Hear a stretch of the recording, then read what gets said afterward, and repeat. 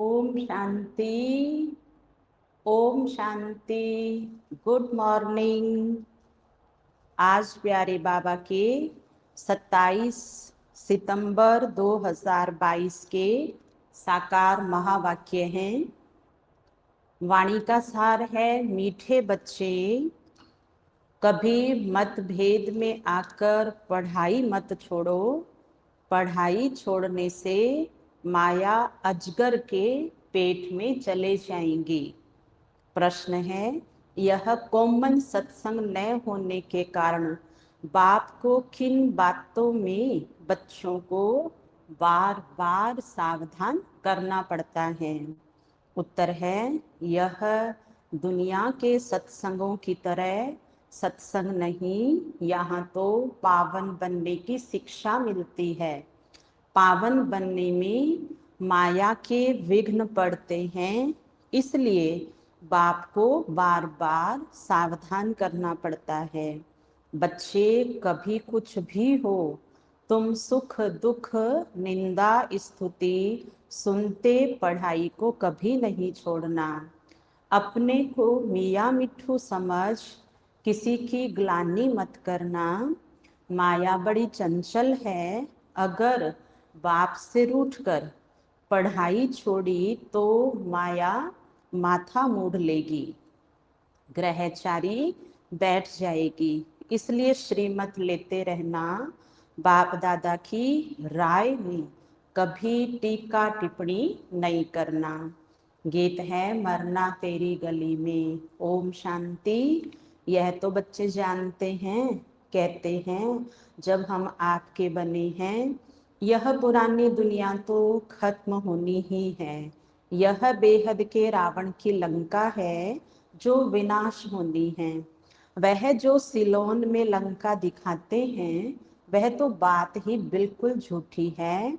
सिलोन एक टापू है समुद्र के बीच में। बेहद का बाप समझाते हैं कि यह सारी दुनिया है समुद्र के ऊपर, ऑल राउंड समुद्र है। दिखाते हैं ना, वास्को डी गामा ने ऑल राउंड चक्र लगाया तो गोया धरती पानी के ऊपर ठहरी हुई है, बैठ हो गया ना। यह बेहद की खाड़ी है। रावण का राज्य सारे बेहद के आइलैंड पर है। यह बेहद की लंका है, सिर्फ सिलोन नहीं है। रावण का राज्य अब चारों तरफ है। वह समय तो अब चल रहा है बेहद की लंका का। यह तो शास्त्रों में कितने गपोड़े लगाए हैं, हम भी समझते थे शायद ऐसा हुआ होगा, कुछ भी ख्याल नहीं चलता था। विचार करें, जब ख्याल चले ना, बिल्कुल बुद्धि लॉकअप थी, अभी बुद्धि का ताला खुला है। मनुष्य तो समझते हैं बंदर सेनाली, उन्होंने पत्थर उठाए, पुल बनाई, आग लगाई, क्या क्या बातें बैठ बनाई है। आग तो इस समय सारी दुनिया को लगनी है। यह भारत अविनाशी बाप की अविनाशी जन्मभूमि है, इसलिए इनको अविनाशी खंड कहा जाता है। बरोबर भारत प्राचीन था, अब तुम्हारी बुद्धि में बैठा है। बरोबर भारत अविनाशी खंड है। बाकी जो इस समय खंड है वह सब खत्म हो जाएंगे विनाश ज्वाला में। यह विनाश ज्वाला इस यज्ञ से प्रज्वलित हुई है। लड़ाई शुरू यहाँ से ही हुई है। अभी तो यह छोटी छोटी रिहर्सल है। तुम्हारी बुद्धि में है कि सारी दुनिया में ही रावण राज्य है, इसका अब अंत है और राम राज्य की आदि है। यह बातें और किसी की बुद्धि में आ ना सके। तुम थोड़े ही ब्राह्मण जानते हो, समझते भी हो कि अभी यह सारी दुनिया खत्म हो जाएगी, हम बाप के गले का हार बन जाएंगे, फिर नई दुनिया में आएंगे। वर्ल्ड की हिस्ट्री ज्योग्राफी हूबहू रिपीट होती है। कितना अच्छा ये चक्र है, कलयुग अंत और सतयुग आदि। इस समय सभी धर्म भी जरूर है। हिस्ट्री मस्ट रिपीट, यानी कलयुग के बाद सतयुग जरूर होना है। जैसे दिन के बाद रात, रात के बाद दिन जरूर आता है। ऐसे हो ना सके कि रात न आए। बाप सब राज आकर समझाते हैं। हम एक्टर्स 84 जन्म कैसे लेते हैं, वह भी तो जानना चाहिए। 84 लाख जन्म की तो बात ही नहीं है। कल्प की आयु ही 5000 वर्ष है। वो लोग तो तुमको कहते हैं कि शास्त्रों में तो ऐसा है नहीं, यह तो तुम्हारी कल्पना है। न जानने के कारण तो ऐसे ही कहेंगे ना। शास्त्र तो पढ़ते रहते हैं, उनका कोई दोष तो नहीं है। बाबा कहते हैं सतयुग में ये शास्त्र, कहानियां, नावेल्स आदि तो होंगे नहीं। वहां तो भारत बिल्कुल सचखंड बन जाता है। भारत खंड सबसे बड़े ते बड़ा तीर्थ है। यहाँ सोमनाथ का मंदिर कितना भारी है, ऐसा मंदिर कब कहाँ भी बन नहीं सकता। फिर भी ये मंदिर आदि बनेंगे। कब बनेंगे? जब भक्ति मार्ग शुरू होगा तब बनाते हैं। और कोई तो बना ना सके। तुम संवत भी बता सकते हो। आज से फलाने टाइम से भक्ति शुरू होगी। पहले लक्ष्मी नारायण ही पुजारी बनेंगे। सिंगल ताज होगा। शिव बाबा का सोमनाथ मंदिर बनाएंगे। फिर से मोहम्मद गजनवी आकर लूटेंगे। यह बातें तुम बच्चों को बाप ही बैठ समझाते हैं। कहते भी हैं भगवान आया, गीता का ज्ञान इतना तो सुनाया, जो सारा सागर शाही बनाओ, सारा जंगल कलम बनाओ तो भी लिख ना सके। और उन्होंने गीता फिर कितनी छोटी बना दी है। गीता लॉकेट में भी होती है। वैल्यूबल चीज है ना, इतना लव गीता पर रहता है। बाबा ने इतनी छोटी सोने की डिब्बी में डाल प्रेजेंट भी दी है। अब तुम बच्चे समझते हो कि ज्ञान का सागर अथाह ज्ञान देते हैं और अंत तक देते ही रहेंगे। हम यह मुरली इकट्ठी कर सकेंगे क्या? यह रखने की चीज ही नहीं है। शास्त्र आदि तो फिर भी भक्ति मार्ग के काम में आते हैं। हम जो लिखते हैं वह फिर क्या काम में आएंगे? कहाँ तो हमारी 2-4 हजार मुरलियां, कहाँ उन्हों की करोड़ों के अंदाज में गीताएं बनती हैं, सब भाषाओं में। सर्वशास्त्र में शिरोमणि गीता का बहुत मान है। गीता शास्त्र आदि कितने पढ़ते होंगे। बाप समझाते हैं यह ज्ञान जो तुमको मिलता है यह बिल्कुल ही नया है।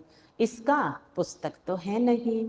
भगवान राजयोग कैसे सिखाते हैं यह अब तुम ब्राह्मण ही जानते हो। तुम्हारे में भी इस ज्ञान के नशे में रहने वाले बहुत थोड़े हैं। आज उस नशे में रहते हैं, कल भूल जाते हैं। बाप को भूल जाते हैं तो ज्ञान को भी भूल जाते हैं। बाप को फारकती दी तो खलास। बाप का बनकर अगर विकार में गए तो गला घुट जाएगा, कुछ भी बोल नहीं सकेंगे। जो बहुत अच्छा अच्छा प्रचार करते थे वह आज है नहीं। कोई ब्रह्मा कुमार कुमारी का आपस में मतभेद हुआ तो बाप से भी रूठ जाते हैं कि बाबा इनको समझाते नहीं, यह नहीं करते। आखिरी रूठ कर पढ़ाई ही छोड़ देते हैं। इसलिए बाप कहते हैं कि महामूर्ख देखना हो तो यहाँ देखो। लिख कर भी देते हैं कि बाबा मैं आपका हूँ, आपसे हम सदा सुख का वर्षा अविनाशी लेंगे। फिर फारकती दे देते हैं, डाइवर्स दे देते हैं। अच्छी अच्छी बच्चियां भी थी, आज वह है नहीं। तो वंडर है ना, माया अजगर के पेट में चले गए, फिर मुख से कुछ कह ना सके। यह अविनाशी ज्ञान सुना ना सके, फिर बाप दादा की राय पर भी टीका टिप्पणी करने लग पड़ते हैं। बहुत समझाया जाता है कि कुछ सुधर जाओ, इसमें ही कल्याण है, परंतु सुधरते नहीं। बहुत अच्छे अच्छे बच्चे चले गए। अभी भी बहुत ऐसे बच्चे हैं जो किनारे पर खड़े हैं, ब्लड से प्रतिज्ञा लिखकर भी छोड़ देते हैं। बच्चों को तो बाप की पूरी श्रीमत पर चल, बाप से पूरा वर्षा लेना चाहिए। बाप समझाते रहते हैं, कुछ भी हो, दुख सुख स्तुति निंदा आदि कोई करे, तुम पढ़ाई को तो ना छोड़ो। कोई किसी की निंदा भी करते हैं, क्योंकि बुद्धि में ज्ञान तो है नहीं, जानते नहीं है कि यह छोटा भाई है व बड़ा है। यह तो बाप ही जाने। अपने मुंह मियाँ मिठू नहीं बनना है। माया बड़ी चंचल है, देह अभिमान वालों का माथा ही एकदम मोड़ लेती है। बाबा बच्चों को खबरदार करते रहते हैं, कहाँ न कहाँ माया वार करती रहेगी। अगर श्रीमत पर नहीं चलेंगे तो यह कॉमन सत्संग थोड़ी है। तुम कितना धीरज से बैठ समझाते हो, यह सृष्टि का चक्र कैसे फिरता है, कैसे तुम स्वदर्शन चक्रधारी बने हो। बाप कहते हैं, ब्राह्मण कुलभूषण स्वदर्शन चक्रधारी, शंख चक्र गदा पद्मधारी तुमको कहते हैं। वह कहेंगे क्या? देवताओं की महिमा अपने बच्चों को दे रखी है। बाप कहते हैं, हे स्वदर्शन चक्रधारी, हे कमल फूल सम्मान पवित्र बनने वाले, हे गदाधारी, यह बाप ही कहते हैं और समझाते भी बाप ही हैं। दुनिया क्या जाने, कहते भी हैं सर्व का सदगति दाता एक है, गाते भी हैं ज्ञान अंजन सतगुरु दिया। अर्थात ब्रह्मा की रात खत्म होती है, ज्ञान सूर्य प्रगटा। ब्रह्मा की रात पूरी होती, फिर दिन शुरू हो जाता है। परम पिता परमात्मा ब्रह्मा द्वारा यह नया ज्ञान देते हैं। आगे तो तुम कुछ भी नहीं जानते थे, न आत्मा को, न परमात्मा को, न रचता को, न रचना को जानते थे। बिल्कुल ही तुच्छ बुद्धि बन पड़े थे। तुमको क्या बनाया था? तुम स्वर्ग के मालिक थे ना। फिर 84 जन्म लेते लेते अंत तो आएगा ना। अब तुम्हारी चढ़ती कला है। बाप कहते हैं, मामेकम याद करो तो तुम विश्व के मालिक बन जाएंगे। विवेक भी कहता है कि परम पिता परमात्मा है स्वर्ग का रचयिता, तो हम स्वर्ग में क्यों नहीं हैं? मनुष्यों की बुद्धि में नहीं आता है कि भगवान ने तो नई सृष्टि स्वर्ग रचा, यहाँ देवी देवता राज्य करते थे। 5000 वर्ष पहले स्वर्ग था, अब फिर भगवान आए हैं स्वर्ग की स्थापना करने। यह बातें बुद्धि में अच्छी रीति बैठ जाए तो भी अहो सौभाग्य। माया ऐसी है जो बिल्कुल ही पुरुषार्थ करने नहीं देती, नाक से पकड़ घूंसा मार एकदम बेहोश कर देती है। बॉक्सिंग है ना। बाबा कहते हैं, माया 1 सेकंड में गिरा देती है। सेकंड में जीवन मुक्ति से सेकंड में जीवन बंध बन पड़ते हैं, फारकती दे देते हैं। खलास, निश्चय हुआ ये बादशाही लो, संशय हुआ और खलास। बड़ा वंडरफुल खेल है। बाबा कहते हैं, अमृत वेले उठ विचार सागर मंथन करो। और तो टाइम सारे दिन में मिलता नहीं है, रात को तो वायुमंडल खराब रहता है। भक्ति भी सवेरे उठकर करते हैं। तुम बच्चों को मालूम है कि बाबा 1-2 बजे उठकर मुरली लिखते थे, जो तुम पढ़कर फिर क्लास कराते थे। फिर बाबा बैठ सुनाते थे कि देखें कैसे मुरली चलाते हैं। यह सब तो शिव बाबा का ही कमाल था। कितने अच्छे अच्छे बच्चे थे, चले गए, आज है नहीं। माया ने एकदम श्रापित कर दिया। बाप तो वर्षा दे रहे हैं, तो बच्चों को पूरा पुरुषार्थ कर वर्षा लेना चाहिए। अच्छी रीति खुद भी समझते हैं, बाप भी समझते हैं, बाप का हाथ छोड़ देते हैं। सब कहेंगे तुमने बीके को छोड़ दिया है, तुमको तो निश्चय था कि हम बेहद का वर्षा पा रहे हैं, फिर क्या हुआ जो मुरली भी नहीं सुनते हो? फिर तो बाप को भी याद नहीं करते होंगे, फिर वह याद आदि सब उड़ जाती है। ऐसी दुर्गति शल किसी बच्चे की ना हो। बाप तो समझ सकते हैं ना, यह बच्चा बड़ा खराब हो गया है। अच्छे अच्छे बच्चे भी संग दोष में खराब हो पड़ते हैं। बाबा कहते हैं कि फर्स्ट क्लास बच्चे ही विजय माला के मण के बन सकते हैं। कई बच्चे लिखते हैं कि बाबा हम आपकी माला का मणका जरूर बनेंगे। बाबा तो कहते हैं तुम बनो, अहो सौभाग्य। बाप भी चलन से समझ जाएंगे, सर्विस से ही बच्चों की वफादारी फरमान बरदारी सिद्ध होती है। अति मीठा बनना चाहिए, सन्मुख सुनने से वैराग्य आता है।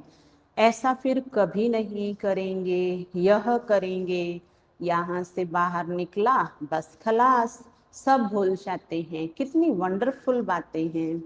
बाबा के तो दिन रात ख्याल चलते रहते हैं। प्रोजेक्टर में गोला कितना बड़ा दिखाई पड़ना चाहिए, जो मनुष्य दूर से ही एकदम अच्छी रीति पढ़ सके। बड़ी दीवारों पर इतना बड़ा दिखाई पड़े, क्लियर हो। एक एक चित्र स्लाइड से इतना बड़ा दिखाई पड़े जो सामने कोई भी पढ़ सके। दो गोले भी इतने बड़े दिखाई पड़े। यहाँ से भक्ति मार्ग शुरू होता है। पहले होती है अव्यभिचारी भक्ति, फिर है व्यभिचारी भक्ति। यह ब्रह्मा है शिव बाबा का सपूत बच्चा। ब्रह्मा से अगर कोई सवाल पूछे तो क्या जवाब नहीं दे सकते हैं? भल शिव बाबा तो जानते हैं, परंतु मैं भी तो समझा सकता हूँ ना। बाबा ने राइट हैंड बनाया है, कुछ तो समझा होगा ना। अच्छा, मीठे मीठे सिखिलते बच्चों प्रति माता पिता बाप दादा का याद प्यार और गुड मॉर्निंग। रूहानी बाप की रूहानी बच्चों को नमस्ते। हम रूहानी बच्चों की रूहानी बाप दादा को याद प्यार गुड मॉर्निंग, नमस्ते नमस्ते नमस्ते। मेरे बाबा, मीठे बाबा, प्यारे बाबा, आपका शुक्रिया, बहुत बहुत शुक्रिया। धारणा के लिए सार। अमृत वेले उठ विचार सागर मंथन करना है। कभी भी संशय बुद्धि बन संग दोष में आकर पढ़ाई नहीं छोड़नी है। माला का मणका बनने के लिए वफादार फरमान बरदार बनना है। अपनी चलन रोयल रखनी है। बहुत बहुत मीठा बनना है। वरदान। स्वमान में स्थित रह हद की इच्छाओं को समाप्त करने वाले इच्छा मात्रम अविद्या भव। विस्तार है, जो स्वमान में स्थित रहते हैं उन्हें कभी भी हद का मान प्राप्त करने की इच्छा नहीं होती। एक स्वमान में सर्व हद की इच्छाएं समा जाती है, मांगने की आवश्यकता नहीं रहती। हद की इच्छाएं कभी भी पूर्ण नहीं होती है। एक हद की इच्छा अनेक इच्छाओं को उत्पन्न करती है और स्वमान सर्व इच्छाओं को सहज ही संपन्न कर देता है। इसलिए स्वमानधारी बनो तो सर्व प्राप्ति स्वरूप बन जाएंगे। अप्राप्ति व इच्छाओं की अविद्या हो जाएगी। स्लोगन है, हर परिस्थिति में स्वयं को मोल्ड कर लेने वाला ही रियल गोल्ड है। अच्छा, ओम शांति।